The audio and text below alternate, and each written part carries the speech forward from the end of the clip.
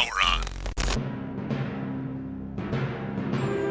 The following is a presentation of the Sovryn Technica podcast feed.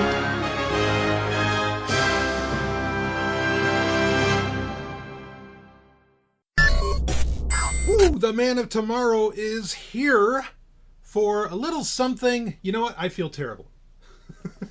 Because I didn't explain this ahead of time.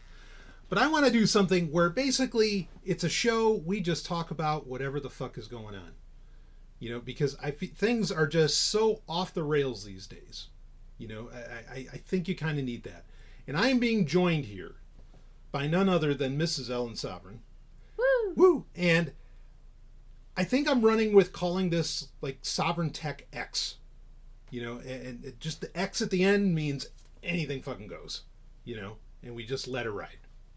So that's the idea with this series in the Sovryn Technica podcast feed, is just get behind the mics, you know, and just make it happen. Talk about what is going on. You know? I like surprises. Yeah, right. You know, and so I certainly laid one on you here. I've been thinking about this actually for a couple weeks at least, because you and I had been planning to record for a while. And, you know, I want that to happen more often. And, you know, just see where it goes and have a good time with it. It's Sovryn Tech with an X at the end. You know? Extra special. Extra special, and you certainly are. So,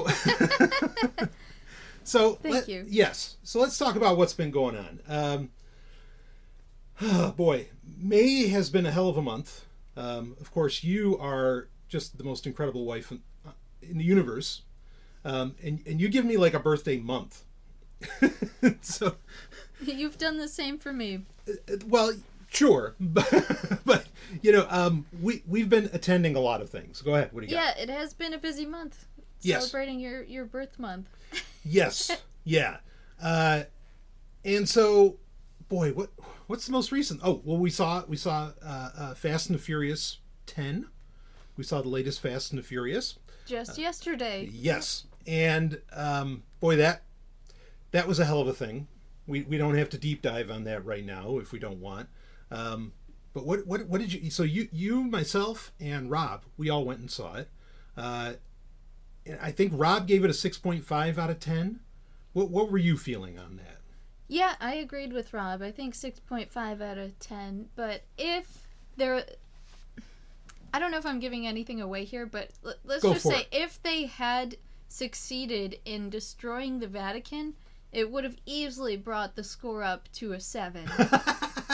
Yeah. Possibly an 8. Could have been an 8. I mean, you kind of get into the credits. I don't mean an end credits scene. I mean a sequence. But yeah, no, I'm with you. Yeah, I was giving it a 7. I mean, I'll probably deeper dive on it in another episode. I agree with you on the Vatican thing. I mean, my thought was it's nowhere near as good as 8. I don't even think it's as good as 9.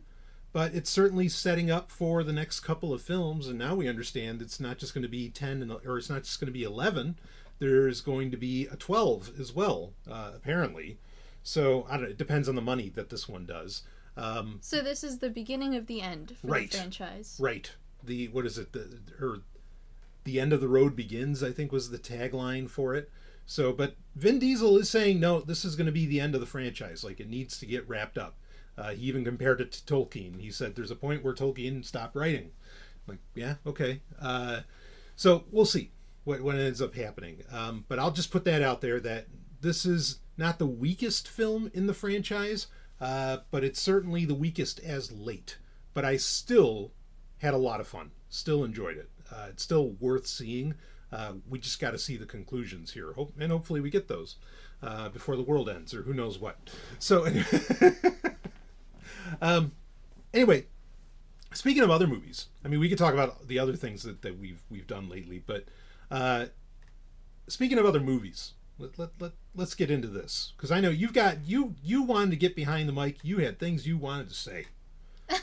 And Well, yes, I always do, and that's why I keep pestering you about letting me on the show. But at the same time, this is a conversation that you've wanted to have as well. yeah, totally.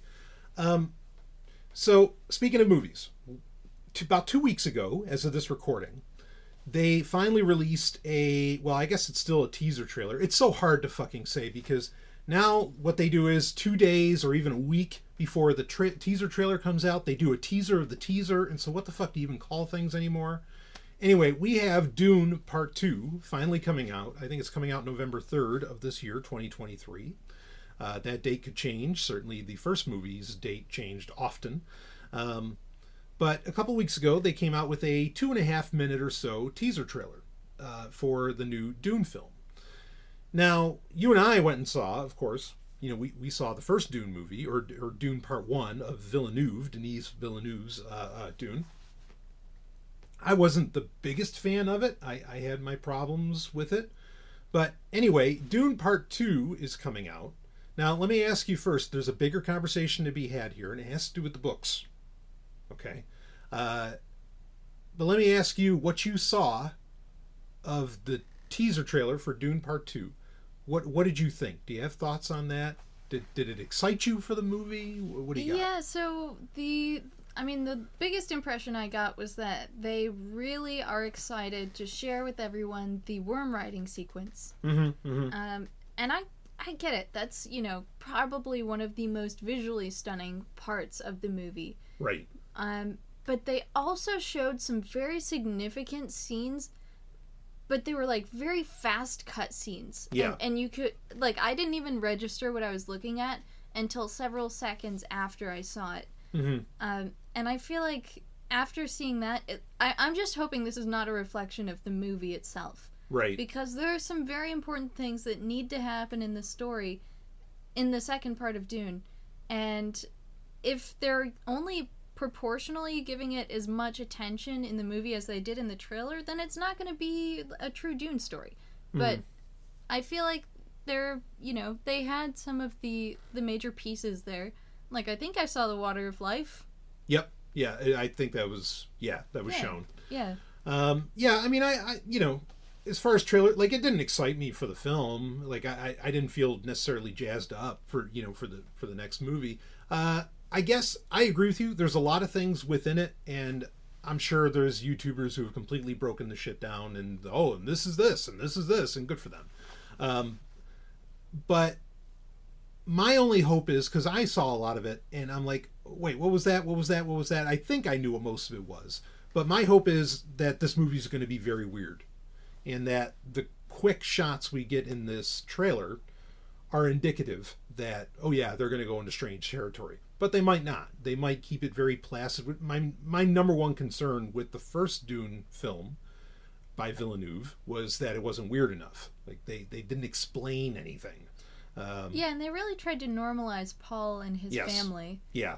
And they're not a normal family. They're a royal family, and they're incredibly wealthy. Right. And Paul has specialized teachers, and he's supposed to be this incredibly intelligent person. Mm-hmm, mm-hmm. And in the movie they kind of paint him as this average teenager. Mm-hmm. What that's not what he is at all. No, right. He is supposed to be strange and different. Yes, yeah, odd, very odd. Mm-hmm. Yeah, and I'm kind of curious because one of the things that the trailer really concentrated on, which is fitting for it to concentrate on, this isn't some kind of not that I'm fine with feminism here and there, you have so many cultural critics who complain, oh, it's this feminist bullshit, or it's the message, it's the whatever that they've got to get out there. No, concentrating on Princess Irulan, which I think that trailer really did, makes complete sense. She's in many ways the narrator, at least of kind of the first trilogy, or the first part, or Dune, Dune Messiah, and Children of Dune, mm-hmm. right? So, yes, Irulan should be doing a ton of talking, and she does in this trailer. But she's also very weird.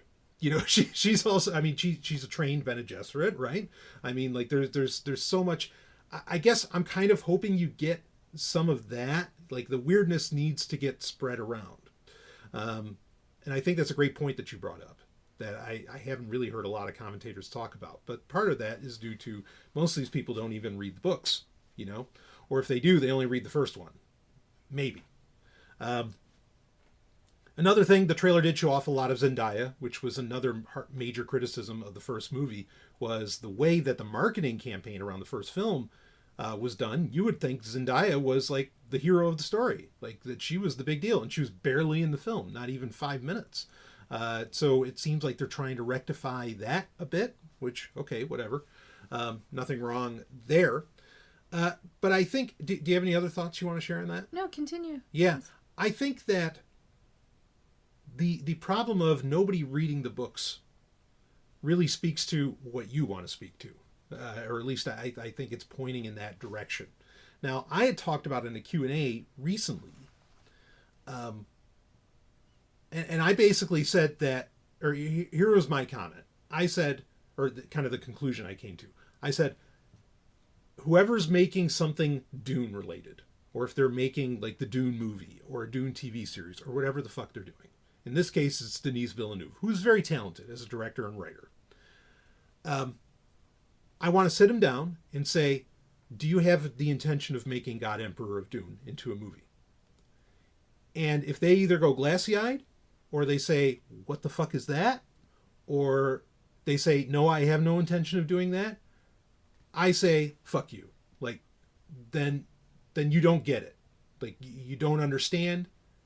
And not only do you not understand, you're never going to get across what the first book is implicitly saying. Perhaps not so explicitly. And that's really, really key. You know, like, I don't think you can understand Frank Herbert's works without God Emperor of Dune. How do you feel about that statement, Ellen? As somebody who has, you know, read those works hardcore.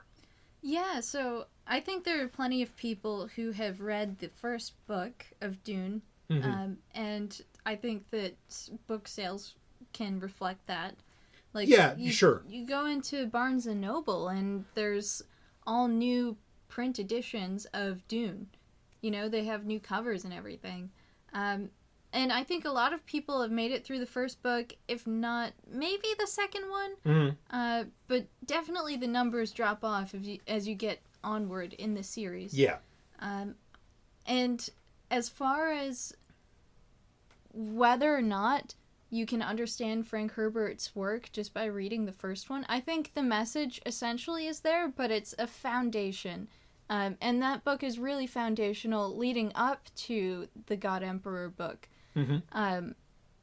So you can kind of get the gist of what he's trying to say from reading Dune, but that, I mean, you have to have this perspective of, like, he's writing a story that takes place over millennia. It's not just something that happens in Paul Atreides' lifetime. Right. It's something that takes place over thousands of years. Yes. And so if you don't continue on in the book series, if you only read the first one, like, yeah, you get a pretty decent understanding of what he's saying, but the real message is in God Emperor, and it's difficult for a lot of people to make it there, and you've even commented on this in the past. Yes. About how it's hard to get past the second book. Yeah, well, let me touch on that for a second, because this goes back to even that trailer that we watched, you know, for the next Dune movie. And I fell into this. Like, I can admit this. I was wrong. Why? Because I was a teenager. And I was young and somewhat stupid. And I think a lot of people fall into this. So, yeah, I've told the story. So I watched David Lynch's Dune. Like, the Sci-Fi Channel at the time would play what was called the 4-hour version over and over again. And I'm like, this movie's fucking amazing. This is great. Paul Atreides is the greatest goddamn character of all time. You know, like, that's kind of how I felt about it.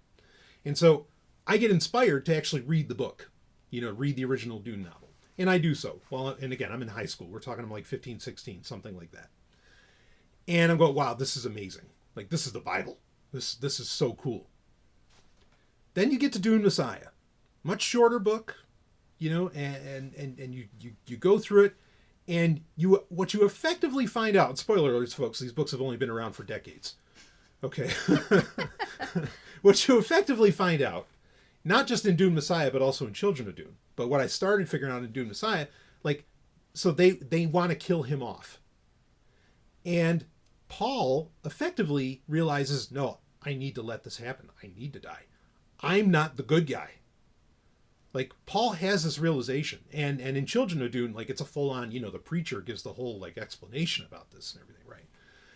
And now that turned me off like you wouldn't believe, because I'm like, wait a minute, no, the movie's amazing. This guy's the great hero. This is awesome. When, no, Frank Herbert the whole fucking time is trying to tell you, get rid of your white savior complex. Okay, right? Yeah. Like that's what he's doing. But you don't know if you don't read all the fucking books. you don't understand that that's what he's trying to say. So I was wrong. Like, I was wrong to be mad. You know, I've talked about it famously, that it was the first book I'd never finished. You know, like, I threw Dune Messiah down on the floor in my bedroom. I started stomping on it. I'm like, what the fuck is this? You know? And because it pissed me off, you know, because, like, wait, why are you killing off this great character? Like, I want more of this. I want more of this story. I want more of this character. And it wasn't to be. And that's because Frank Herbert had a bigger message. Fortunately, you know, not long after, I would go to a bunch of science fiction conventions, and I would have people who were much older than me who were kind enough to say to me, Brian, you don't understand what Frank was doing, and you've got to finish reading it. Like, just trust me. And, you know, these people were veritable gods in my mind, so okay, I did what I was told. And, you know, I go through the books and I'm like, oh fuck, got it. Right? Like, I totally got it. I get it. I get what he was doing. Okay. But that's the problem. And now, just to go back to what I was saying, the issue with this trailer is it is doing nothing to dissuade that notion that Paul is actually the bad guy. No, and you never get that notion when you're reading the first book either. No, right. It's not there. Even though the foundation, like you said, the foundation's there, but you don't know until you keep going, you know, into the series. And that kind of leads to the point that I made, and it's really a point you were making as well. We were on a nice nature walk, and that's what got this all kind of started. I even said that in the Q&A. You know, was that, yeah, again, if you don't get to at least God Emperor of Dune, you don't get it. You don't understand what, you don't get it explicitly laid out for you, what Frank Herbert was trying to say with the original Dune book, you know. But please continue. Okay, I mean, I don't know how in-depth you want to go about the whole book series, because I feel like there's multiple major points that he makes throughout the series. But essentially, I think that conversation came down to nobody would ever be brave enough to make a God Emperor of Dune movie. Yes. And part of it is because it does destroy the idea of saviors, of messiahs, Mm-hmm. of, you know, just having a hero that you rely on, that is going to solve your problems. That's what this whole book is about, is putting humans under so much constraint, under so much pressure to live within this certain set of rules that really constrains their life to a predictable path. Yeah. Their lives become so predictable that they, in essence, feel like they have to rebel or they'll go crazy. Right. And that's the whole point. I mean, if you want to go back a little bit to Leto, who is Paul's son. Yep, Leto the second. Yep, he is the character that becomes the God Emperor of Dune. He's doing what he felt Paul was not brave enough to do, not strong enough to do. Right. He becomes the ultimate villain, the ultimate bad guy. Mm-hmm. And he's the one that rules with the Iron Fist. Yeah. And he can, and he's all-powerful. Right. And it takes humanity, you know, thousands of years under this tyrannical rule for them to realize we have to make decisions for ourselves. Mm-hmm. We have to accept the chaos of the universe that naturally occurs. Otherwise, our lives become too predictable and they're meaningless. Right.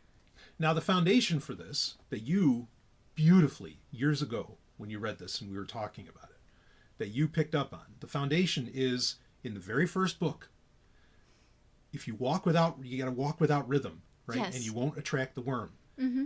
What Frank Herbert was saying with that, yes, it's literal, okay, it keeps you from attracting the worm and getting right? eaten, Uh-huh. but at the same time, it is the way to stave off death, the death of stagnation, the death of, you know, like, it keeps you from, you know, because if you walk, Go ahead and explain it more if you want, please. So I think what you're trying to say is if you walk with rhythm, if you become predictable, if your actions are too, in line, Systematized. Then, yeah, exactly. Yes. Then you begin to attract sort of predatory type of people that are more than willing to take advantage of that. Or, if you become too predictable, then you're not really living in the real world. You're not experiencing nature as it exists. Right. You're kind of trying to like turn a blind eye to the natural chaos that exists around you, which also is the source of beauty, even though it might at times be a source of destruction. Yes. But you can't have one without the other. Right. It's the old saying, a dangerous liberty or a safe tyranny, and really Leto II is the ultimate expression of government. He is the perfect iron hand. Nothing happens without, his say. And Frank Herbert, I don't think Frank Herbert was an anarchist by any means, but maybe he was. But Frank Herbert's, kind of his point was you can't have that. Like, you can't have you can't have systematized control. You can't, you'll stop humanity from growing. If you do that, you have to accept the danger. You have to, like you said, you have to accept the chaos. And that's the point that we were talking about. That's the point where no one's ever going to make God Emperor of Dune because you can't let that message get out there. That people are their own gods, right. And that they have to control their lives. Yes. And not allow others to do so for them, no matter how much safety it allows them to feel. You have to live without a net. Like, no one's going to put that message out there. It's just not going to happen. Because what do you got to do? Oh no. What's the message that's in Hollywood now? Every fucking movie. Hope, hope, hope. We got to have hope. We got to have this. We got to have that. No. There's no hope. There's no hope. There's no net. There's just chaos. And you just got to be able to, roll with the punches. And I mean, it'll just, no one will ever make that thing. I mean, to be fair, and tell me if you disagree with me, Ellen, to be fair, visually, it would be an almost impossible film, I think, to make. I think they could do it with CGI. Yeah, I mean, but also, like, a lot of it is in Leto II's head. Yes, that's true. A lot of it is narration. Right, and that's tough. To as much as other people have tried with Dune itself, that's very tough to put into something that's really engaging, cinematically. So I can appreciate that doesn't fit the common norms of movie making as Hollywood does it. So I respect that that's a challenge. But at the same time, there's a couple ways I think you could go about this. You could still be explicit with creative license in the, shall we say, the original trilogy, right, of Dune, Dune Messiah, Children of Dune. I think those can all be made into movies, and they have at varying points. And I think you could bring in some of that messaging from God Emperor of Dune creatively into those. Possibly, but there's also the challenging aspect of Leto as the God Emperor writing in his journal for posterity, so people can read this after he's dead. The way that he writes, the way that he speaks, it really does have a perspective that would seem to come from an alien life that has existed for thousands of years. Yeah. It doesn't feel human. Right. And that's something that I think anybody would have a creative challenge expressing. Yeah. I agree with that. And it's one of the, Frank Herbert's totally a grandmaster of science fiction. And I think you run into that problem with a lot of grandmasters. Like, I've said this a million times, try taking Asimov's The God themselves and turn that into a movie or even a TV show. It's not going to happen. And not have it get across efficaciously. Because that shit is so alien. Half of it is just so alien. Like it's even hard to read. It's so alien. So, yeah, that happens as well. So, yeah, we get it. Like, it's a challenge to turn this into a film. How are you going to pull that off? But at the same time, part of the problem is, okay, great, you're turning Dune into a movie, you're turning this into a movie, but you can't get at what it's actually saying if you don't read God Emperor. I mean, do you think that's unfair of me to say? No, I don't think that's unfair. Okay. I think, everybody loves the first Dune book because it creates that Messiah, but you totally miss out on the overarching theme of the story and how Paul fits into it if you don't continue on with the series. Yeah. I think you run into, and I mean, I think it can go further. Where, and I'm worried about this too, because supposedly, and I haven't seen anything about this in a while, but they're making a Bene Gesserit television show for HBO, for Max, whatever they're calling that now. That's within the universe that Villeneuve is building out with these movies. Okay. I think you could run into very quickly that, the Bene Gesserit are like the good people, What? I think as you read on, you could sort of come to that conclusion, but when you get to like Heretics of Dune and even Chapter House, you gotta wonder, or it can be even vice versa, depending upon interpretation, where you think that they're the villains, but no, actually, when you get to Heretics, it's like, oh wait, they're the good people. I don't know. I feel like that's a too simplistic way of viewing it. It's not that they're good or bad or anything like that. They're just another independent powerhouse. Yeah. Aside from the God Emperor, aside from Choam, Yeah, right.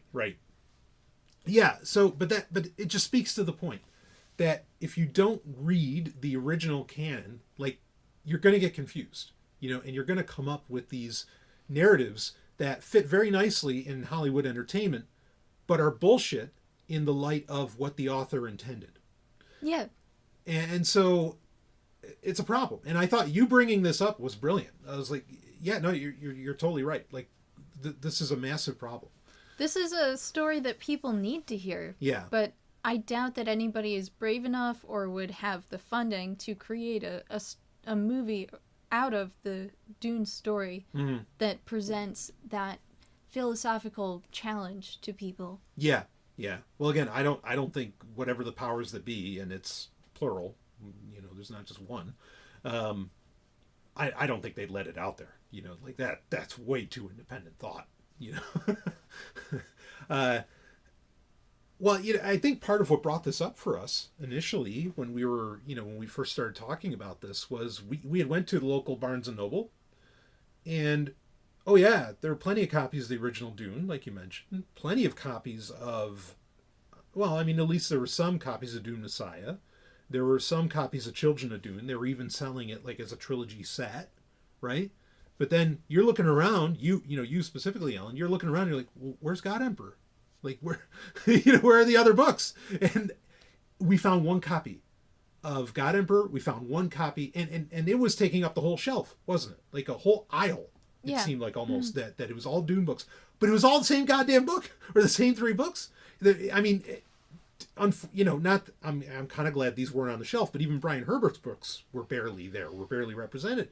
But you literally had one copy of God Emperor, one copy of Heretics, one copy of Chapter House, which rounds out what Frank Herbert himself had originally written. And that's an insult. And you could say, well, that's because everybody bought those out. Oh no, I don't think that's why. No, they're probably not selling those very much. Right. Well, again, most people just don't get there. And I don't think they run into what I run into, when I was a kid reading Dune Messiah. I don't know what the situation is, but yeah, it's not hopeful and it's disappointing. Well, one thing that I feel like I've experienced a lot in my lifetime, the media that has come out, is that there's a general story arc, and once you get through the predictable parts of the story, people generally want it to end, or like if it's going to continue, it has to continue on kind of in the same way, but like maybe there's new elements added in. Yeah. Completely changing up the message of the story and saying, oh, that character that you loved in the first book, actually they're the bad guy. Right. That's just not part of I think the cultural language of or the understanding of how stories should be written. So I feel like there's a certain challenge in that sense as well for people to accept a story or a series of books that has been written in a way that kind of turns on its head the method of absorbing this kind of media. Yeah, yeah, and maybe it does. Maybe it just gets too weird for most people. Like Dune is such a well realized world in the first book. I mean, in general it is as well, but in the first book it's so well. I mean, there's whole appendices at the end of the fucking book. I think that allows people to kind of live in it, and that attracts them at first, but then it just starts getting so strange and outlandish that, yeah, it probably loses people. I did talk to one other person, to be fair, that they also said, I don't understand why they would build up this character in the first book just to kill them off in the second. Yeah. Like, that was very frustrating to them as well. Yeah. And they didn't continue on to understand why. Yeah, you bring up a great point. I do think, because I'm trying to think of other examples of this, and I do think that this turns people off. Again, it turned me off, but even then, like afterwards, when you kind of realize it, when it's a narrative that's not, or it's a narrative trick that's not used often enough. I'm going to bring up a quick other example that I've brought up many times on Sovereign Tech over the years, and there's a video game trilogy called Colony Wars. Originally, it was for the PlayStation 1. They're flight sims, akin to TIE Fighter, things like this. They're dynamite. They're really, really great. Here's the thing. You play the first one, and you think you're part of like this league that are like the rebellion against this galactic empire. Okay, sounds kind of like Star Wars, whatever. But anyway, you think you're part of this rebellion. When the second you win the game actually has multiple endings, but you win the game and, the league ends up winning the day. You get to the second game, and right from the opening cinematic, you find out, oh shit, the league was a bunch of capitalistic asshats that were the bad guys. And like they just wanted to be in power.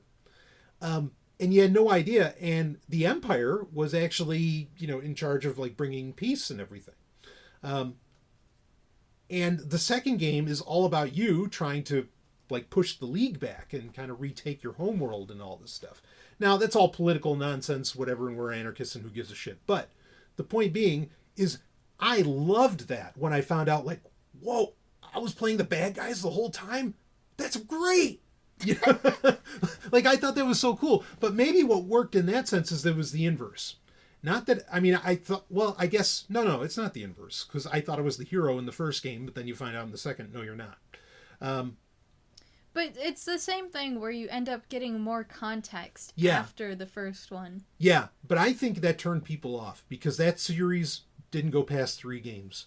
And it's never been brought back. And I cannot understand why. It was so high quality. Just like Dune, very fully realized world. In the sense that you could go into the menu of the game and you could read about every fucking planet in the solar system that you're visiting. And you don't even go to those planets. But like somebody wrote all that shit out. And it's a lot. But it's the same deal where you find out, oh fuck, like you were the bad guy. And I think that turned a lot of people off. I've never thought about that until you just said it now, but I think that's what that did it. Interesting. Yeah, I feel like it's hard for people to let go of their attachments to certain characters. Once they get invested in one, it's like if in the second book of Harry Potter, J.K. Rowling had said that, like, he's becoming this all-powerful wizard, and he's learning these secrets about his life, but then he finds out that, like, oh, actually, magic is bad, and he should, like, start fighting the wizards. Yeah. Well, that, you just made me think of this, too, because you can think of so many villain characters, probably in Harry Potter as well, where the villain becomes the good guy in the end. Or like redeems, like there's the redemption story arc, right? Yeah. Nobody has a problem with that. No. But the downward spiral story arc, oh no, people have a problem with that. Or the bait and switch story arc, or whatever. I don't know what to even call that because it's so rare. But that's a problem. Like we have no problem. Oh, the bad guy can turn good, but the good guy, oh no, you can't find out that, oh shit, they were the bad guy the whole time. Yeah, again, I feel like this is attachment to characters, and it causes psychological stress when you think that the good guy is starting to do bad things. Yeah. Or, like, if there's a antagonist in the story. Mm-hmm. Every time they appear, every time they're part of the narrative, they're doing things that are causing stress to the protagonist, the person that you're most attached to. Yeah. And if they become, over time, a good character, then there's this, like, sense of relief, Yeah. It's an alleviation of this stress. Yep. But to have it go the other way, where the good character he's like dying off, that's sad to most people. That's not something that they really want to have in their fantasy world. Yeah, or go ahead. Oh, I was just going to say, I feel like the fantasy world is really what this is about, is the, imagining living vicariously through this character and really taking it in as, like, part of yourself. And people don't want to have their fantasy dirtied by this idea of like, my favorite character, and now I'm just finding out that he needs to die and that he wasn't helping people in the first place. Right. That's a hard pill to swallow. Yeah, well, I mean, I 100% agree with you, but I'll take it even further than the fantasy world, because I think, and this fits right in with Dune as well, I think we are, as a civilization that has been born out of multiple civilizations over the past few thousand years, we've fallen under our own missionary protectiva, in that I think we all I think this speaks to the real world as well, that people are looking for a savior all the time. And that's a message that's just baked into most of the cultures that our civilization has grown out of. And this dispels that. Dune dispels that. And this idea, this story arc that we're talking about, that doesn't get done enough, where, actually the hero, you got to kill your heroes. The hero's not the good guy. And actually, you shouldn't have heroes. Yeah, you shouldn't even have heroes in the first place, right? But that fucks with people's... I think in the real world, that fucks with people's heads. And that's why they have such a violent, almost violent, or at least stressful, in your words, reaction to this kind of storyline.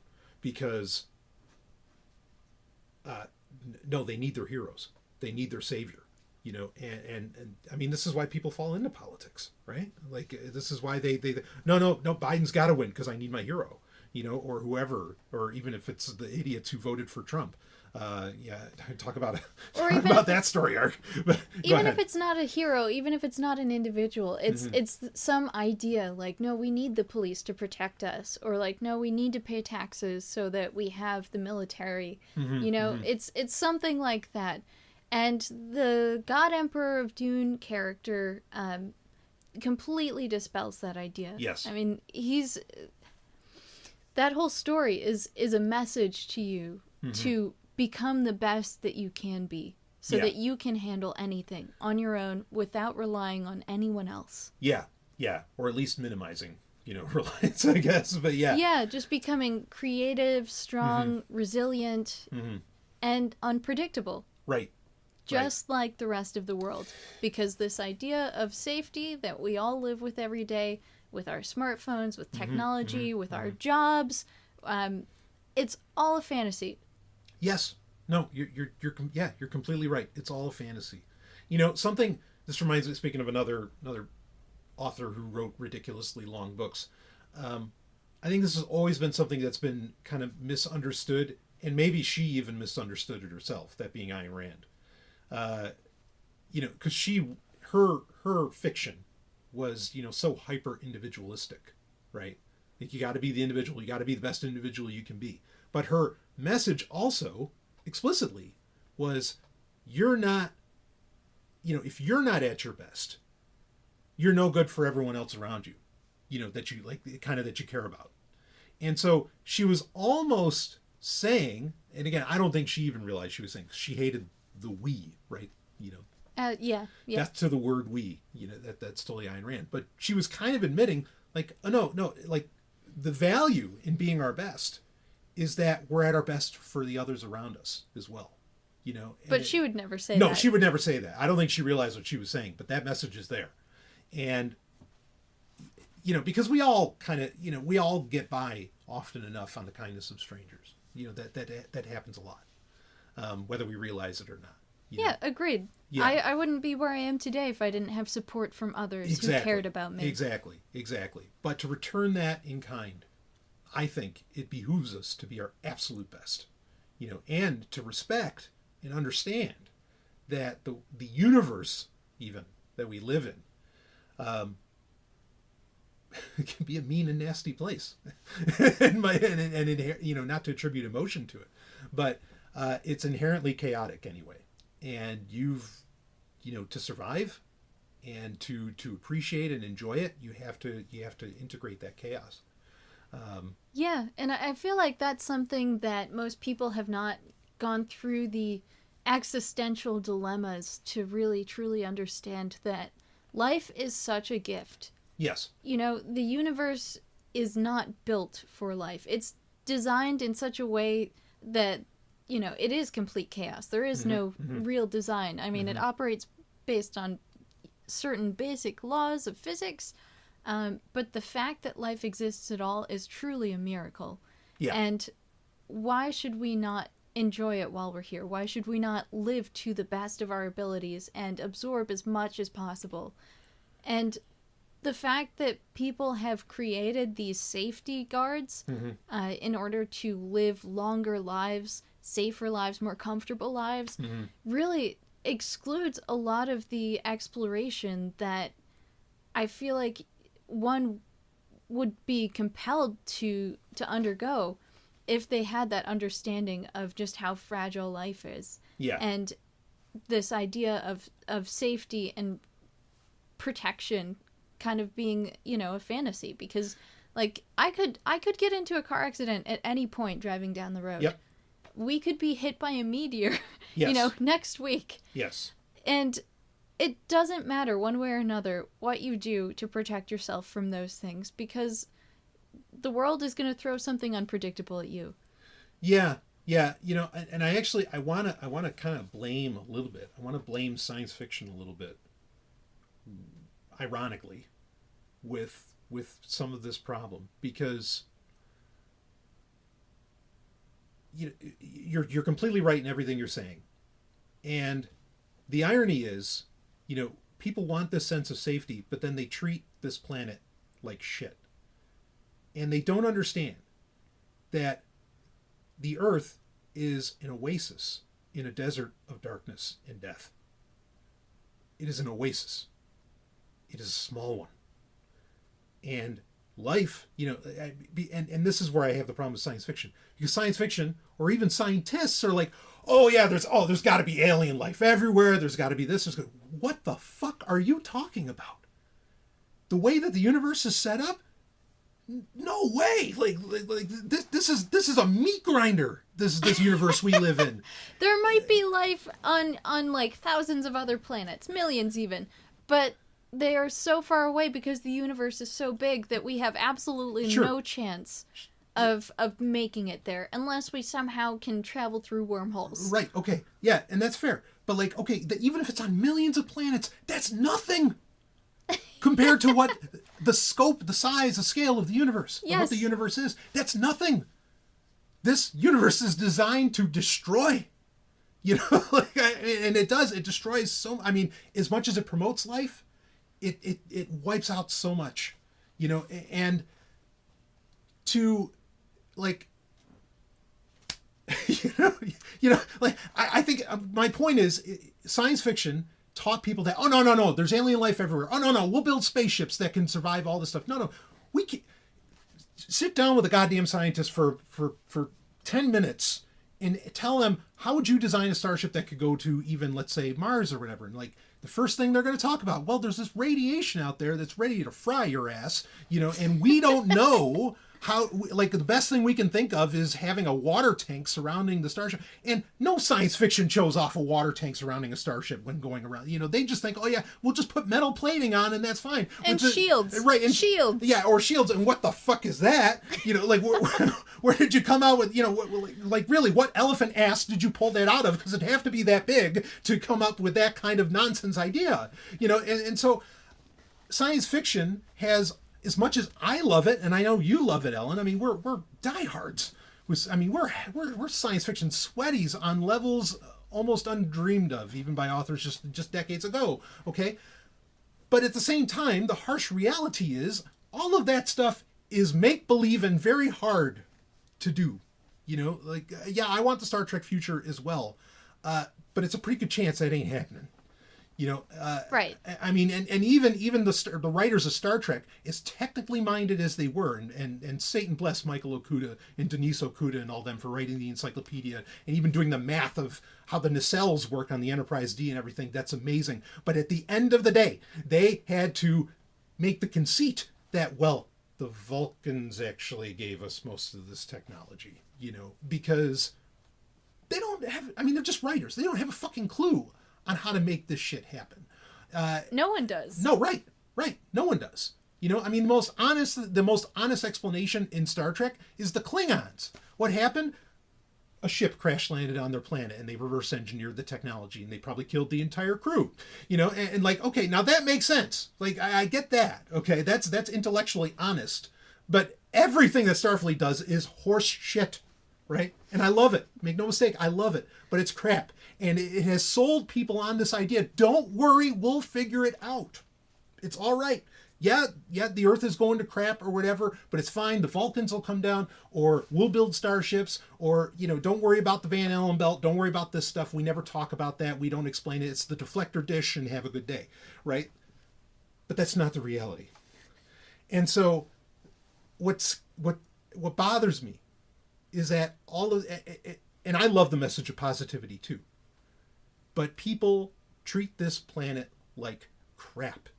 They treat life like crap, have no understanding of their place in the universe whatsoever, even in the most superficial ideas. And this is also another reason why I think a lot of people buy into this notion of God, because they got to think there's something out there benevolent. Because if they don't think that, they're going to come to the realization that, holy fuck, it's a dangerous place that we live in. Exactly. And the last thing you would ever do is fuck up your oasis in this desert of darkness and death. And it's tragic. You know, like, and I really, I'll put the blame on some of the very science fiction that I love that has gotten people, and all this entertainment that has gotten people to buy into this notion that, oh, no, we can do this, we can do that, it'll be fine. It's not going to be fine. Yeah, and you know, I love Dune for accepting that chaos and wanting to like bring, I think Dune brings these points to head. But that's also why, like you said, shit's never going to get made. Well, another thing that happens in Dune that we haven't talked about yet that kind of relates to what you're saying is they also Dune in the Dune books, there's also reference to this war that happened a long time in the past. Yeah. Against the machines and right, the the computers. Butlerian Jihad. Yes, exactly. Yep. Where humanity basically decided that we could no longer use computers and like destroyed all technology. Yep. Because it was not good for us. It was taking over our lives. Yeah, and it was designed to make our lives easier. And boy, how prescient that is. In fact, I don't find it a shock at all that the first Villeneuve Dune movie, I don't think it touched on the Butlerian Jihad at all. You know? Like, because they didn't, this is part of where it wasn't weird.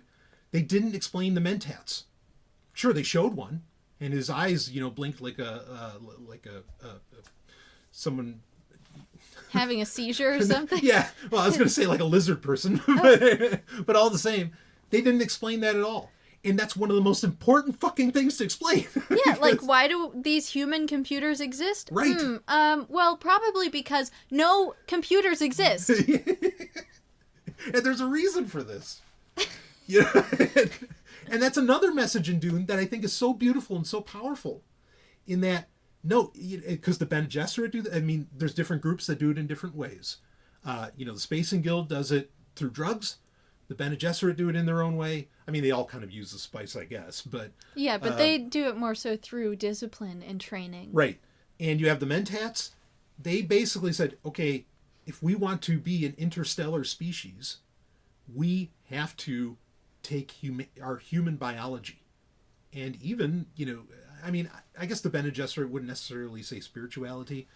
It gets into funny areas when you read like Heretics of Dune. But you have to push human capability to the limits, because we cannot rely upon technology to do it for us. Because all that'll happen is we become slaves to it when we allow for that. Yeah, and one of the most important parts of that is that technology cannot adapt. Right. Like, if there's a solar flare, we're going to lose technology. Yep. We have to adapt. Yep. On our own. Yes. No, 100%. And, the Orange Catholic Bible verse of thou shalt not make a machine in the likeness of man, or in the likeness of the mind of man, right? I think that's the specific. Anyway, spot on. And I mean, Frank Herbert even said, like, he brought up the point, that I forget the exact quote. It's so brilliant, just where he says, you essentially became enslaved to people, or to other people with better machines. Like, you became enslaved to the machines, and it just, but point being, it speaks so well to right now, this instant, right now, in what our technology is doing and capable of. And I don't even mean ChatGPT. That's bullshit. That's crap. Okay. But this is the road that Frank Herbert was talking about, amazingly, 70 years ago. Yeah, and how interesting is it that along with this increase in technology, people are, I would argue, less intelligent than our predecessors were. Right. Not that, like, reading and writing is necessarily a reflection of intelligence, but I feel like a lot of people cannot spell now. Yeah. Grammar is going down the toilet. Yep. And as far as knowing the truth about nature, about understanding our place in reality, if technology were to go away, who would be able to find edible fruits and vegetables for themselves? Right. Who would be able to find clean water? Who would know how to survive on a cold night? All these survival skills, like, the majority of humanity does not have anymore. Oh, no, you're completely right. I mean, take away the quote unquote simplest of contrivance, or not contrivance, the simplest of device, from humans today. Take away their toilet. You're going to wipe out the species just from taking out the toilet. Why? Because most people will be like, okay, fine, I'll just pee outside, and I'll just shit outside, and I'll just do whatever. Like, they don't understand. That's how disease spreads, right? That's why in our most ancient of manuals, of life manuals, that people's thousands of years ago had, said, you take a shovel and you go a mile that way and you shit over there, and you never shit in town. This is why, because there were people who they are even though they didn't have necessarily science, they did understand cause and effect, and they could see what was going on. Yeah, and forgetting that skill set, Britain, England, right. like 200 to 300 years ago, they had all sorts of epidemics because people were pouring their chamber pots in the streets, and they didn't understand why drinking the water was giving them cholera. Right. Toilets are not just about making it convenient to clean up your shit. Toilets are as much a health concern, or a health helper, as anything else. It's such a powerful thing. Maybe not for the planet, though, because there is a broken cycle of nature here where we're eating food and we're sending our waste out into the water and not back to the soil. Yeah, true. There's a lot of respect to be had for our shit, literal shit, okay, our poop, our excrement, that we don't have, that we've also been kind of removed from as well. Like, we've kind of gone almost the opposite direction. This is a whole other subject, but I really want to hit more on the AI thing and more about the machine thing. But yeah, we've really lost the respect for our excrement as a rich source of nutrition. Yes. In fact, there's a great book out there. It's called Flush. I can't remember the name of the author just now, but definitely recommend people check that out to understand what we could be doing. Because even toilets themselves suck. But my point is that you take toilets away from people, and they have no goddamn idea what to do. And again, they're going to kill themselves because they're just going to spread disease like there's no tomorrow. Especially in cities. Yes. Yeah, right. So, yeah, people they don't know. Now, not everybody has to be necessarily a specialist, to be sure. But, to where they know how everything works. Most people don't understand how electricity works. They just kind of use it. and they just anticipate that it's going to do what it does. Is that a problem? Ultimately, yes. But our infrastructure, civilization's infrastructure, is so complex. No, I don't expect one person to be able to understand that. At the same time, I don't think it's unfair for people to be able to know how to survive without it, or at least have some degree of preparedness. Because, I was just saying this to a friend the other day. A Carrington event, a solar Carrington event, that is a matter of when, not if. Yeah, not just that. I mean, we fortunately live in a place where there's few natural disasters, but there's floods, there's tornadoes, tsunamis. Any number of these things could happen. An earthquake could strike and swallow our house. Yeah. And then what would we do? Yeah. Yeah. And it's always a good idea to be prepared for these things. Yeah. It's not insane. It's not paranoid. It's just good common sense. Right. Yeah, and I'm kind of worried. Again, everybody's talking about AI right now. And I know you even like to stay away from the news as much as you can, and you probably can't avoid it. Well, I can't because you work with AI. Well, that's true. Yes. And you fill me in. Yes. I have, for my work, I have had to become a specialist. I've talked about this on Q&As. I don't know if I've talked about it openly, but I'll just say quickly, I've had to become an absolute specialist on multiple LLMs, large language models, which is ultimately what these AIs really are, as well as things like stable diffusion, generative AI. I've had to become a specialist in generative AI. And I hate it in one sense. In the other, it's also proven to me just how not powerful and how dumb it ultimately is, And so I'm glad for that, because I have the boots on the ground perspective that, no, this is not the end of the world. As in, the AI is not going to end the world. However, I do feel that humans' use of AI, as in how it dulls the human being, the individual, could lead to disastrous consequences. Yeah, enough reliance on AI and machinery. And this just goes back to what we were talking about like 10 minutes ago, I think. The more that you rely on these things, the more that you use them, the less you have to think for yourself. Yeah. The less work you have to put in, the less effort you have to exert in order to simply exist. Yeah. Yeah. Now... And that's, in one sense, that's a good thing. Right. Because everybody wants leisure time. Everybody wants to relax. Yeah, of course. But what is the price you're paying on the other end? Yeah, yeah. Now, a point I've made is, okay, there's a lot of bullshit work that we do as human beings in an interconnected world that we shouldn't be doing, that we don't need to do. PR, for example. Well, that's I'll get to that. There's something in there, but like some emails and things that I need to write, like, no, I shouldn't have to do that. Yes, will I have ChatGPT write an email for me? Absolutely. And honestly, the internet, long before ChatGPT or AI or LLMs or anything like this, had already really dulled and turned our language into a very efficient code. We don't say, most emails between people in professional settings do not start with hey or hi or anything like that. It just says Brian, or it says whatever name, so that you know very quickly who this is relevant to, and maybe they even use bold or italics to separate things. It's already turned into a mechanistic language, which is unfortunate, because it was meant to express feeling and beauty as much as it was meant to transmit information. And the internet was already kind of killing that, in my opinion anyway. And that's not even getting into emojis, which are ultimately a whole other problem. But even though there's value in them as well, when you're using screens to communicate with each other. Okay.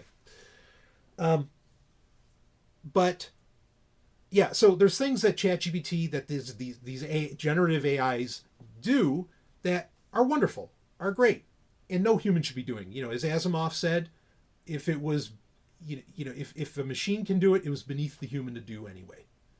And I concur with that. Yeah, okay. I agree. Right. All right. So I have no problem with it taking bullshit jobs, like David Graeber brought up. That's fine. Here's the rub, though. The challenge should be, which goes right back to Dune.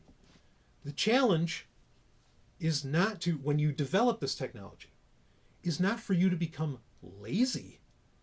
It is for you to become better than you've ever been. The Butlerian Jihad occurred because it made humans lazy.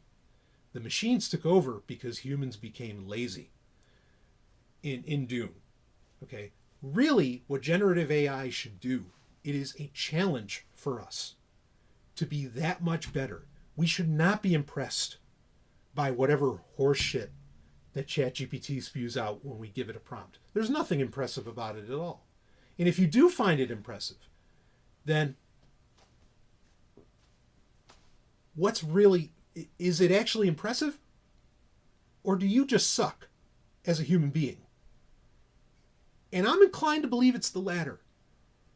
That if you're blown away by what a computer can do, or if you're blown away by what this generative AI can do, you're a failure.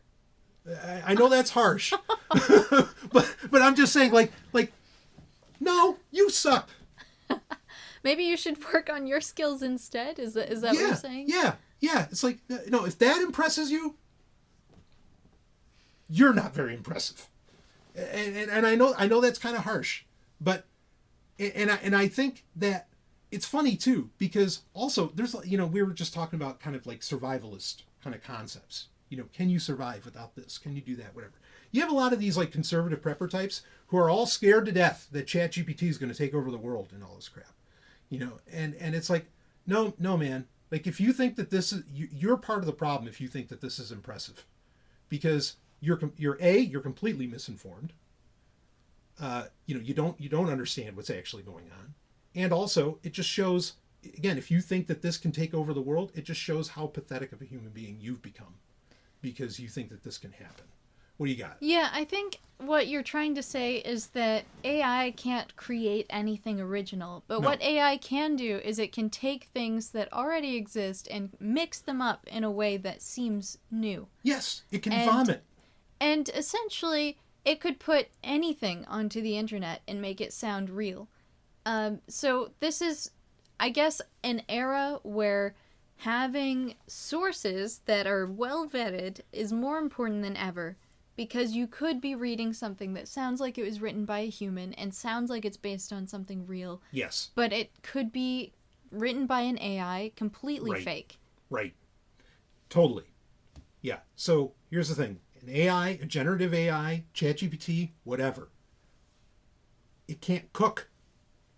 It can vomit it up, whatever the fuck it just ate, but it can't cook. And that's the thing, like, that people aren't getting. And I did a whole episode about this, about what is truth, right? Answering the old Pontius Pilate question to Christ. What is truth? Well, we philosophers have gone over this for many, many, many, many centuries, if not thousands of years. And truth is the correspondence theory of truth. Basically, if I see the sky and I say it's blue, and you, Ellen, look at the sky and say it's blue, I mean, usually you want more than two people, maybe. But, okay, the sky's blue. But there's also an aspect of truth that is completely internal and unique to each individual. Sure, that's personal truth. That cannot be shared. And Yes. that is, I feel, the realm of art, of music, Totally. of painting, Totally. of writing. Yes. That's cooking. That's something that an AI cannot do. It Agreed. can, however, take, for example, 5 different Mozart pieces Yes. and analyze them and create a new one based off of those examples. Yeah. But That sounds relatively similar, but is quote-unquote new. right, but that's vomiting. Right. Okay? It's not like expressing the emotion that a person feels at a very special moment in their life. Yes, exactly. So we can engage with the objective reality around us. That's the ingredients. I'm going to stick with the cooking metaphor. Okay. That's the ingredients. Okay?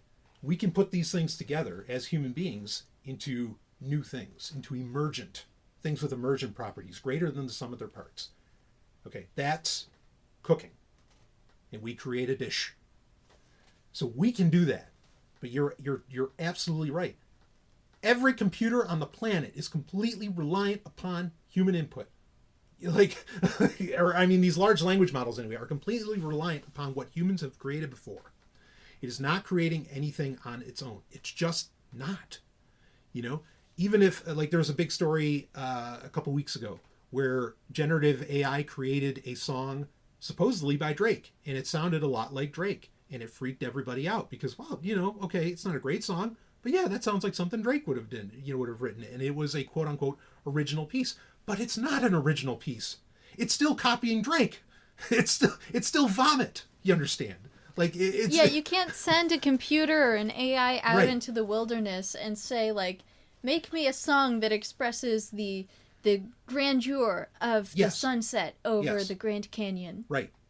And it's not that it can't do that just because it doesn't have I don't know, the five senses or all these other things or whatever. It's because it can only remix, you know, like the data that effectively gets put into it. It does not have creativity. There is no creativity whatsoever involved in it. It cannot cook. And the funny thing is, so I saw this AI generated commercial for beer recently, and I shared it with you and with some friends. I thought it was so funny. And if you really watch what's going on in here in that commercial, you'll see that the AI has no understanding of the objects that it's recreating. Right. It's just recreating patterns that it sees, that it senses. Yeah. It really doesn't understand like human physiology. Yes. Every person has 5 hands, and those fingers can move in a certain way because of muscles and tendons. It just recreates these patterns, so it creates these very weird uncanny valley moments where there's like 12 fingers holding a bottle or Right. Now that's a great point to bring up. And now people will say to you on that, they'll say, yeah, but we fixed the hands now. And they have. Like in varying generative AI software, they fixed where hands look human now. But here's the thing. The AI didn't fix it. The AI had no fucking clue that the hands were a problem. We told it. Human beings told it the hands are wrong. And they fixed the code. Right? And so that again, it just speaks to the point. All it can do is vomit. It can't cook. They don't. It blows my mind. People don't get it, but they don't care, and that's the ultimate problem. Is that if they want to just hand everything over to this generative shit, then you are not going to eat good food anymore. You are going to literally swallow vomit the rest of your fucking life. And I guess I would think of it more like styrofoam. Sure. Okay. Yeah, that's fair. It's filling, but there's no nutrition there. Okay, but the problem that this is going to ultimately create, so you mentioned PR earlier. Here's the thing. You know what's going to die? The news industry is going to die. It's already dying. It's already getting turned over to AI. And fine. Like, in many ways, I don't give a shit. Okay? I still won't read or listen to news. Right. I mean, it hasn't been believable over the last decade or two. And Exactly. now it's just spinning more out of control. I didn't care when the humans were writing it. Why the hell am I going to care that the AI are? You know? And so, and this is the thing. Because, and I've said this for years already on this show. I've said the only thing worthwhile reading as far as tech goes, just read the press releases that Google and Apple and whoever puts out there. Because everything else is interpretation by all these other people. They're just regurgitating. It's the same crap. Okay, journalism itself is a problem. And that's a much larger subject to get into, and I don't think people necessarily want to, I don't know if they're even ready for that. But journalism itself is really an issue. And it's actually created part of this whole AI misconstruing. But anyway, what do you got? Well, I think journalism originally was a very good thing, and for a long time was as well, because it helped to educate people about things that were happening not exactly in front of their faces, you know? Yeah. It was a way to share complex stories with people about real things that were happening that might be bigger than any individual. Yes. And then the profit motive came in. Right. You know, and that's where it's fallen apart for a good long while, because journalism ultimately could not keep up with technological developments. It still hasn't been able to keep up with it. And now it's to the point that the technology is taking the job. But it gets a lot worse than this. So for one, media outlets, news outlets, they're gonna be gone. Why? Because here's what the future is going to look like. And I don't plan on stopping this. What you and I here are talking about, I don't expect this to put a stop to fucking anything. Okay? I've tried the last 10 years to put a stop to, Amazon and Microsoft and everybody else, basically dominating the way that we interact with each other and so many other aspects of our life, and it changed nothing. So I don't have any illusions here that this is necessarily going to change things on a broader level. So here's what the future is going to look like. The future is you type into, for example, ChatGPT, okay, or Bing Chat, take your fucking pick. You type into it and you ask it something as simple as, what's the weather outside? Or here's an example. Like recently, ChatGPT allows for plugins to be used now. So I've used them. I typed in the first time I was testing this, because what these plugins allow for is, originally ChatGPT's kind of one of its limitations was that it only had data up to 2021. And it would tell you that. It would say, well, I only have data up to 2021, so things could have changed. And great. I'm glad it was honest, right? Now, though, you can use plugins to where it can bring in real-time data. And so I typed in, and I said, what did William Shatner do last week? And it told me. And I looked it up, what Shatner tweeted about and everything that he said he was doing, and it was right on the money. It got it. But that is indicative of how people are going to take in information in the future. People aren't going to write stories about it. They're not going to write any of this shit. You're just going to type in, what was this person doing? Or what is this? Or what is that? There will no longer be... Search engines don't matter. There's no more search engines. You just ask the LLM or the generative AI, I want to know this, or I want this, or whatever. And it gives it to you. And that's it. And that's the end. There's no more travel blogs. There's no more travel blogs. Like that won't be a thing, because all you do is, I want to know 10 places to see when I'm in Rome. And hopefully Fast and Furious wasn't, like a prophetic or predictive programming, and the Vatican is still there, but that's how people are going to interact with this stuff. Why? Because as far as I can see, people are missing the point of AI, and that it's a challenge for you to become a better human being. Instead, they're doing the opposite, and they're becoming lazy. And that's always the way to, and why? Because there are humans who want to make money off of all this. And how do you make the most amount of money off of people? Appeal to their laziness. And it doesn't even have to be legit, right? Because, for example, how do you appeal to people's laziness? Invent the dishwasher. Okay, great. Dishwasher is a phenomenal thing. Has that saved anybody any time? No. It's just made them do more bullshit or work more or whatever, when it was supposed to make them work less. And that's the thing, is that all you have to do is appeal to the laziness, not even necessarily make them lazier, but ultimately in the end, it does make them lazier in varying ways, because there's many ways of being lazy. I'm kind of going all over the place, but I feel like the laziness you're talking about, it really is just a matter of like taking away the tedious, repetitive, simple tasks that you don't need to do, anybody could do. Mm-hmm. Or if a machine can do it, then you don't have to do one more simple, repetitive, tedious task. Right. And that should allow you to fulfill your ambitions more. I think that's what you're trying to say. Yes. Is like chasing your dreams. That's what you should be spending that extra hour that the dishwasher is saving you on. Right. And that's not what's happening. Like that's not how technology usually turns out. And so, because in one sense, great, I don't have to wash dishes. I actually like washing dishes, but okay, great. Like, I don't have to wash dishes. Awesome. I save some time. I don't have to write that email. Great. I save some time. But then what do you do with that time that you save? And the ironic problem is it usually just ends up putting you in front of just another, in this example, it puts you in front of another ChatGPT prompt. And you're just asking it the next question, then the next question, and it just turns into this like loop. And so, yeah, this is going to wipe out tons of stuff. And the world might end because of it, but not because ChatGPT takes over the world. Because people are spending so much time on TikTok. Yes, because people have become fucking lazy. They fail to see that, like, animals are dying all over the place because of pollution. And yeah, or they see it, but it's a video, and they're like, oh, well, it's sure. not happening here. It's happening on my screen. As they continue to use copious amounts of electricity being generated by coal-powered plants. Right. But I have an electric car. Where does that electricity come from, asshole? You know? The electricity fairy. Yeah, right. It comes from the outlet. The outlet makes the electricity. I've heard that one before, It's fine. too. It's not gas. No brown kids are being harmed. Oh, you sure? Anyway.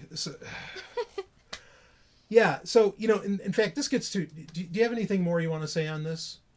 No, I just agree with you. I feel like people should be spending time chasing their dreams, but ultimately that's the individual's choice. Whether you want to be that ambitious and put in that amount of work and be the best you that you can be. Yes. I also, at times I understand the desire to want to be lazy. You know, I work so hard all week just so that I can come home for like 4 hours a day and relax and spend time with you and do the things that I actually want to do. And like half the time I'm so burned out from working that all I want to do is play video games. Sure. Or watch Stargate, Those are great things to do because that's also like engaging in a creative world. Yeah. But there are other things that I'd like to do. I love to paint. I'd love to garden. I'd love to go build a house out in the wilderness, Yes. I'd love to, like, put on a squirrel suit and jump off a mountainside. Woo! But... Tanuki! Let's go! Those things take money. Yeah. And sadly, that is something that I still have to work for. Yeah. Well, and I want to bring this point up quick, and you're right. You're totally right. I mean, and there's also, there's a difference, and it can be a fine line at times, between laziness and leisure. Okay? Like, those are two separate things. True. And also there is a problem. There is the opposite end of this, which I don't want to suggest that we're promoting, which is that you can, like, right now, this whole grind set, and like got to be on the grind, and the idea that you have to like always be productive and all that's another problem in its own self. And that's somewhere where actually Ayn Rand was dead wrong. There's balance. With anything that you have to have, because you can burn out, no matter how good you are, you can burn out. Yeah, and that takes self-knowledge to understand your limits. Yes. But that is something that, I've pressured myself into in the past. I think a lot of people do.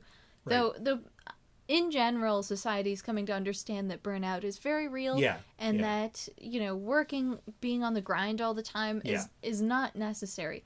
But it does seem like people are taking that message and turning it towards like, well, just stay in bed for the day. Yeah. Just be lazy. Yeah. And take a mental health day. And that's great to do every once in a while. Yeah. But there's also, what's the whole purpose of life? What are you here for? What do you want to do? Yes. And what do you want? Yes. There's tons of things that I want to do. What's possible that I can do right now? Right. That's, that's a smaller amount of things. Yes. But, it's still something that's achievable.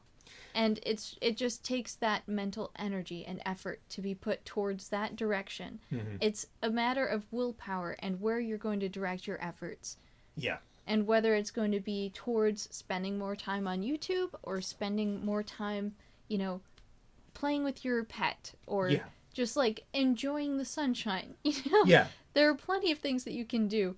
It just is a matter of where you're going to focus that energy. Yeah. That AI has granted you this extra time to do so. Completely.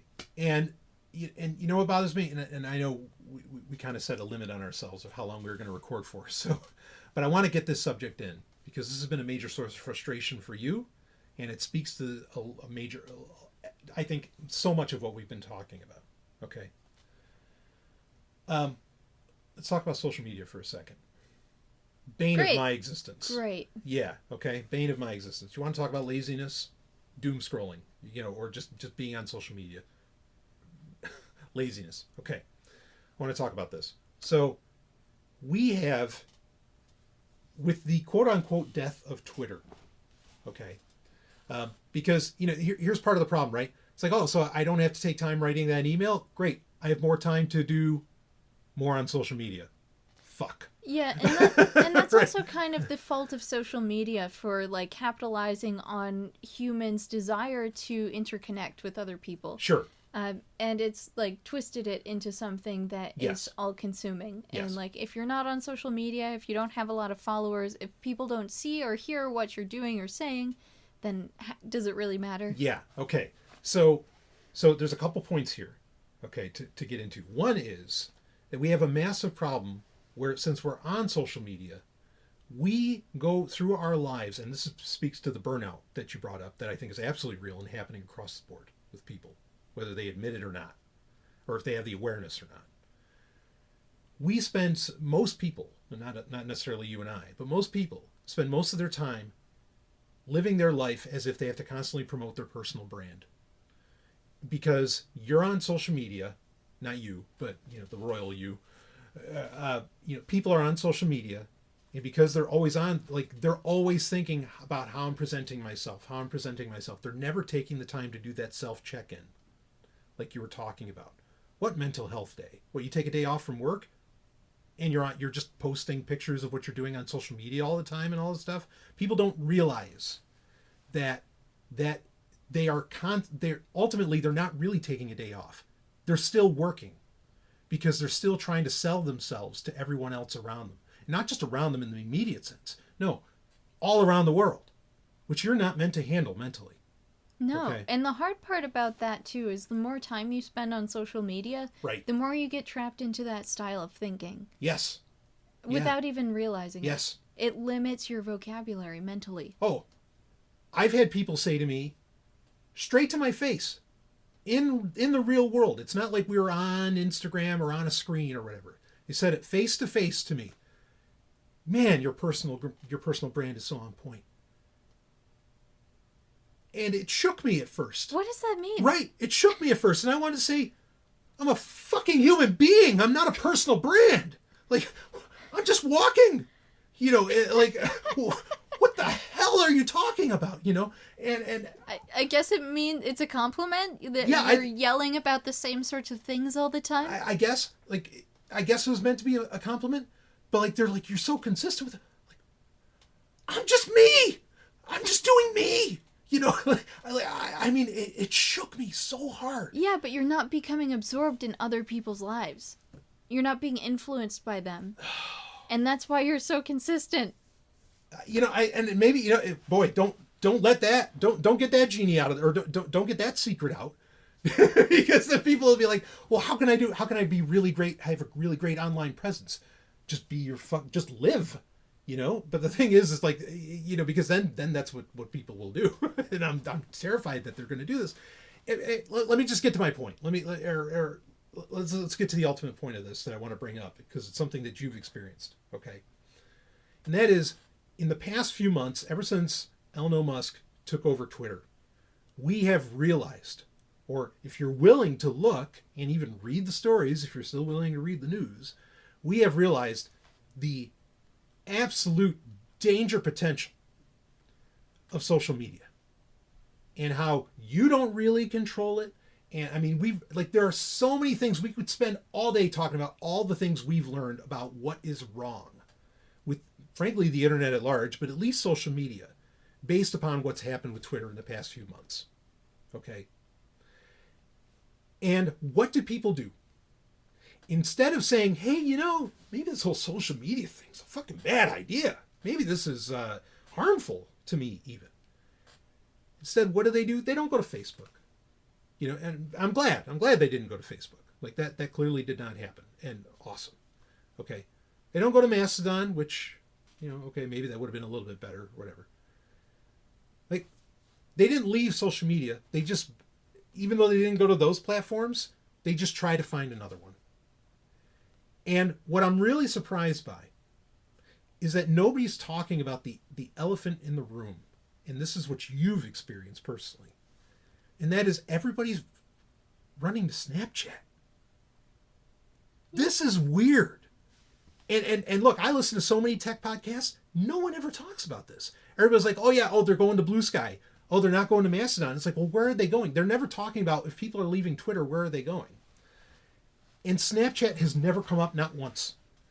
But you're seeing, just because, and I can edit this if you'd rather, I mean, just to have some familial connections with, elsewhere, you kind of have to have a Snapchat account. Yeah, sure. I have younger Right. siblings. Right. They're part of, the younger generation Yeah. of people. Yeah. And I've had a Snapchat account for like 6 years, probably. Yeah. You know, I got one shortly after it came into existence. Right. At first, it was just for friends, and I was into it, and I was like posting videos Sure. and pictures. We all had our and whatever. dalliances with social media. Yeah.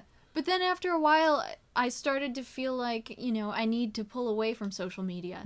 But I still kept that account because that was my main method of communication with my younger siblings for a while. Yeah. And I get it. Like, it's more like real conversation in the sense that once something is said, if you don't choose to save messages, then they quote-unquote disappear. And I know they don't actually disappear, right, but you can no longer see them unless you save them in the chat history. Right. And then there's also the option of sending pictures or videos, and you can make those public to your friends or just a certain number of friends or an individual. Yeah.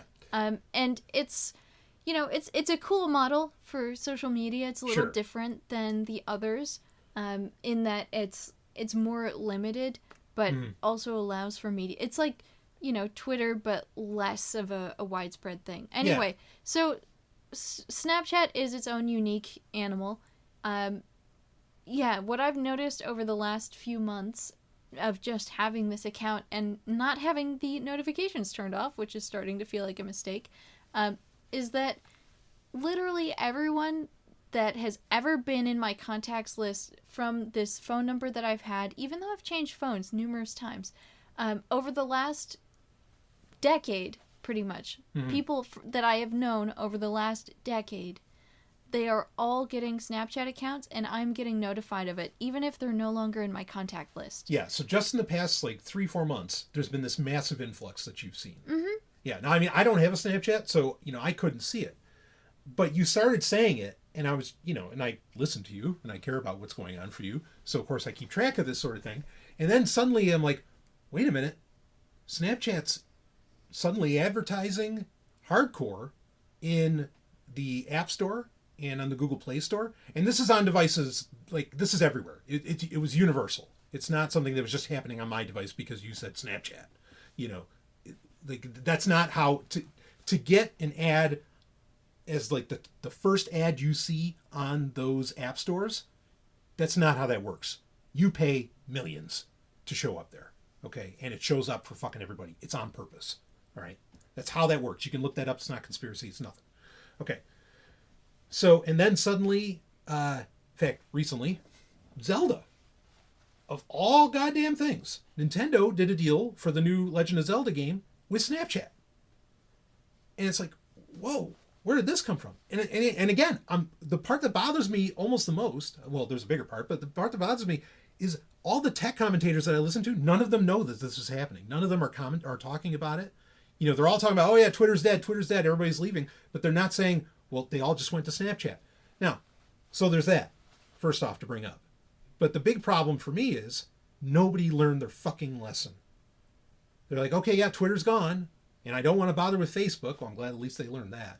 But I don't want to bother with Facebook, so I'm just going to go to Snapchat. So these people are hooked. They're addicted. They're screwed.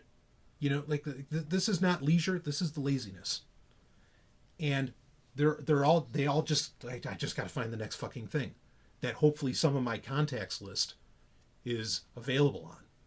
You know, and who knows? Maybe they went to go and I could imagine a lot of people could have gone through, installing different social media apps, and their contacts list would show them, their Google contacts list or whatever would show them who else has this, who has an account on here, who are my friends that are on here, and they see Smoking Hot Ellen, and they're like, oh, well, I got to get on Snapchat.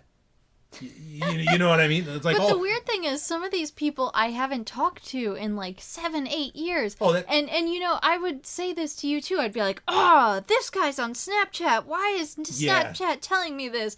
I haven't thought about this person in so long, and I don't want to. There's a good reason that they're not in my contacts list anymore. Yeah. And somehow Snapchat knows that at one point in the past 10 years we were in contact. Yeah, well, most social media apps will. I mean, this was scandalous 15 years ago when Facebook automatically uploaded your contacts list to Facebook servers. But it's not just my current contacts list. Yeah. It's any contact Yeah. that ever was, even Yeah. ones that I've deleted. Yeah. Well, they would keep that. Snapchat would keep that on their servers. And that is so messed up. Oh, totally. I mean, totally. this just speaks more to the problem. You've already talked about this before, but like, Mm-hmm. just let people move on in their lives. Yeah. Yeah, You yeah, know? yeah. No, totally. Like, if you want to forget someone, that's fine. You Yeah. shouldn't have to be reminded over and over again of their existence. Oh, yeah. No, this is why I'm terrified of digital identity. And everybody's so hot on this in the blockchain space and everywhere else. It's like, no, you don't want consistent identity because that's the way to fucking, track you. And not in good ways. For example, I mean, you say, well, I haven't talked to this you were just saying about with Snapchat, I haven't talked to this guy in 7 or 8 years. Well, for him, oh, great, she's forgot about all the creepy shit I did, so now I can creep on her again. That's their timeline, that's their way of thinking. And so that's the problem with having a consistent digital identity, in my opinion, is that it doesn't grow in the way that you grow, right? Because today you'd never talk to that person. No, and Yeah. they haven't sent me friend requests. Fortunately. And so I don't know how this works exactly. I think that, like, when they create an account, I'm notified, like, hey, this person that you Yeah. used to have a connection with is on Snapchat. Yeah. But I've had a Snapchat account for a very long time. It's Right. not like I just created mine. Right. So all of these people are not getting notified, like, hey, Ellen has an account. Mm-hmm. I don't know how that works, if that goes both Yeah, ways. yeah. I mean, that's a problem. It's one of my problems with Signal, actually, and a lot of celebrities run into this.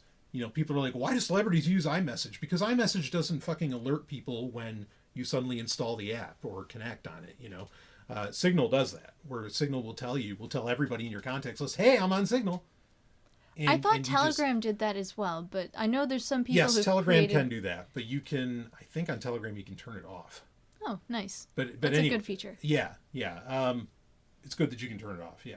So, regardless, this is a huge thing that bothers me, because even when you see the worst case scenario of what happens with the technology, like Twitter, people don't stop using it. They just go to the copycat, or they go to the next one, the next best thing, and it's just like, no, fucking realize it's a problem in and of itself.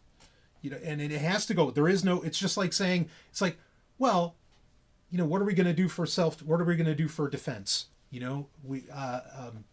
we don't have an army, or, you know what I mean? And it's like, no, you don't get it. An army is just, there's no alternative to an army. An army is inherently an unethical thing.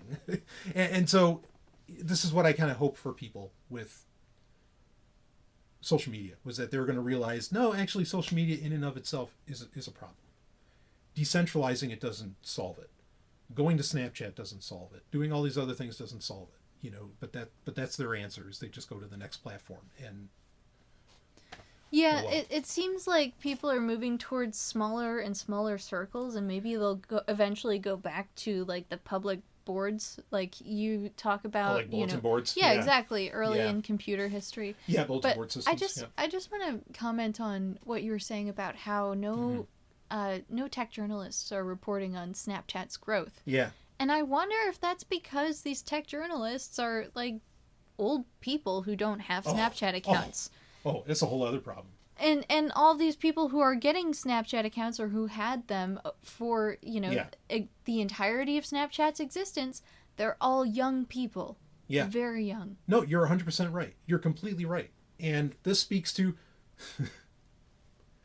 Let's pull back the curtain a little bit. Why am I doing a show called Sovereign Tech X? Part of the reason is, I've been talking about tech for 10 years. Over 10 years. Nothing has changed. I mean, things have changed, but, like, nothing that I have either warned about or talked about, like I said earlier, has changed. None of that has gone on. All these guys who I respect, and some of them I almost consider them heroes, like guys on the Twit network or whatever else. Like, we're not just dinosaurs. We're already the fossil fuel. We're nothing.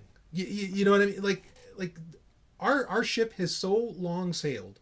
These companies are not the same company. Like Snapchat, for me as a tech journalist, Snapchat's dead. That's why I was shocked when you were telling me about it. I'm like, what the fuck are people doing? That thing's gone. Like that died a long time ago. Tumblr died a long time. All these things died a long time ago. But we don't know what's actually going on. Why? Because in our minds, it's dead. And so we don't care anymore. We don't install it anymore. We don't, whatever. Nobody really pays attention anymore. This is true for journalists as well. Like the pace of development of a lot of this stuff happens so quickly. No one can keep up with it. It's the same problem we were talking about earlier, like how people don't understand how electricity works. They just flip the switch. It's the same deal. The tech world, yes, Leo Laporte used to be able to keep track of the tech world 10 years ago. I used to be able to keep track of the tech world in a very holistic sense, perhaps, 10 years ago. No one can do that anymore, though. Like, you can't, there's too much. It's everywhere. We're talking about millions and billions of devices. We used to be able to count how many computers there were in the world. You can't do that now. Not in the general sense of what a computer is. And no one ever expected that. Like, when all this stuff was being built, like you have IPv4. When that was developed for the internet, for devices to be identified with that number, no, that's fine. We're never going to get over however many millions of devices. That's not going to happen. But then what happens 20, 30 years later? Oh, we got to come up with IPv6 because there's just too many fucking devices. But you never anticipated there could be that many because not that many people use computers. This is something, the Pandora's box is so fucking open on all this that, I mean, it's almost pointless to listen to these people. So, why do this show? Because it's just everywhere. You're ultimately just talking about life and what it means effectively to the individual. But getting into, no, there's no way these people cannot do, even I can't do what I used to do, 10 years ago. And I've talked about this before too, that I'm not obsolete, but as far as for what I've been doing for the past 10 years, that job's kind of obsolete for literally every single human on the planet. You need a gigantic team to keep track of all this stuff if you even want to try.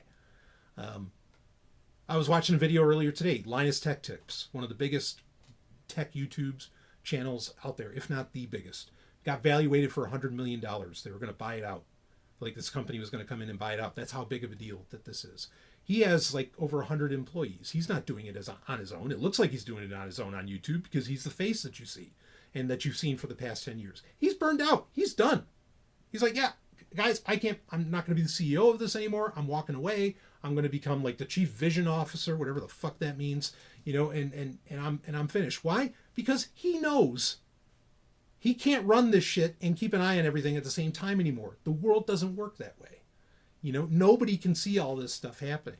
No one. You have to have a massive team to even begin to try. And anyway, bringing all that up. Didn't you say Leo Laporte decided that once he's done with this tech show, he's going to live off in the wilderness? I couldn't believe it. And that's another thing that every single person who's in this business who does because what I do is akin to, I used to call myself the anarchist twit, because I saw myself in that vein, right? Yeah, Leo Laporte and Steve Gibson, Leo especially, was saying it. There was an episode recently where they're like, oh yeah, this is when I'm done, I'm done. He's throwing his hands up. I'm going to go live in the woods. And he wasn't exaggerating. He was serious. I'm going to live in a log cabin, and I'm not even going to have the internet. Because he knows. He knows. This shit is completely out of our control. It's gone. It's done. And that's part of the reason for me to come on here and say, well, don't use this tech, and don't use this tech, and don't use that, and don't use this. Doesn't mean shit. It didn't change anybody's mind anyway, no matter how good of a case you make, no matter how much you prove it to people, no matter how much Twitter files come out from fucking idiot Elon, okay? People are still worshiping that idiot for one, but also, what do? Again, they don't leave Twitter, or they do leave Twitter, and they just go to Snapchat. That's like saying that I bring this example up all the time. That's like when, what's her name? Kate, Tom Cruise's ex-wife.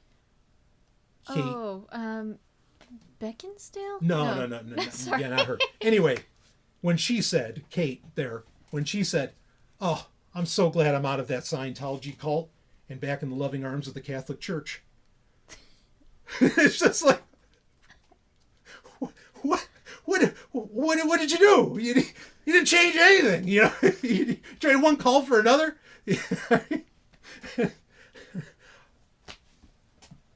And that's all that people do. They're not listening to Frank Herbert. They can't walk without rhythm. They need the next rhythm. They can't walk to their own drum. They got to hear, no, give me another beat. Even if it's generated by AI, at least it's a fucking beat that I don't have to think about. Well, there you go. Yeah, and when you stop thinking about what you're doing, there's so many people that could take advantage of that, or the AI could take advantage of you. Oh, sure. And then what's the point of being alive? Yeah. What are you really experiencing? Yeah. And that's what life is ultimately about, is having these experiences, wonderful experiences. Yeah, it's about seeking pleasure. It's about happiness. Your birthright is to be happy and healthy. And if you turn over both of those things to anyone but yourself, well, you're not going to have either. And then what are you living for? What are you even doing? You're an automaton. No wonder you're impressed by ChatGPT. Yeah, you schmuck. You failure. Anyway, yeah, you schmuck. Go spend your hard-earned shekels on some whiskey. Drown out the pain. 90% of Yiddish is insults. Oh, is this true? Yes. And you know why? Let's hear it. Because we Jews have been around for a long time. There aren't any Romans around. I don't see any Philistines. We've been around for a long time, and we've come up with a lot of words to tell you how stupid you are. We had to invent our own side language, Yiddish, out of Hebrew, because, man, Hebrew could not contain the stupidity of humanity. But anyway, that we've seen over the past few thousand years. So if we call you Schmiel, Schmuck, or a million other words, don't worry, we've got it for you. You Meshuggah. Oh, Meshuggah. Oh, my God. That's my wife, folks. It's ultimately what it comes down to. Language just evolves into like calling everybody idiots. But most languages haven't gotten there yet. They haven't been around long enough like ours. So And there are creative ways to tell people that they're lacking in brain cells. Yes. Yeah. In fact, I'm not surprised that these AIs, they haven't been trained in Hebrew, because if they did, then the AI would become Skynet.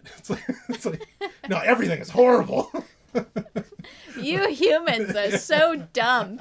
I can't believe you're so gullible. You fell for our simple see-through tricks. Yeah.